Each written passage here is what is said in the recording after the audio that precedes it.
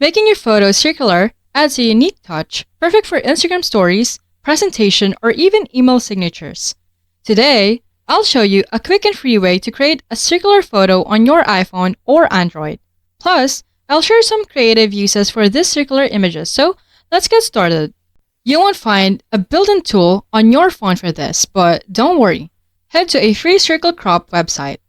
You can type the URL or simply Google Circle Crop and check the description for a direct link.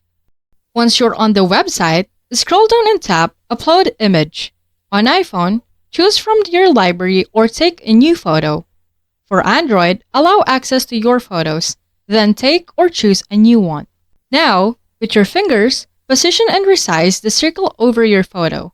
Get creative with the placement. Once satisfied, hit Crop Circle. Circular photos are versatile.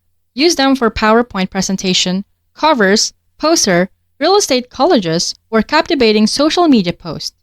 There you have it, a simple way to turn your photos into circles with a world of possibilities. If you found this helpful, please give us a thumbs up to help others discover it. Thanks for watching, and I'll catch you in the next video.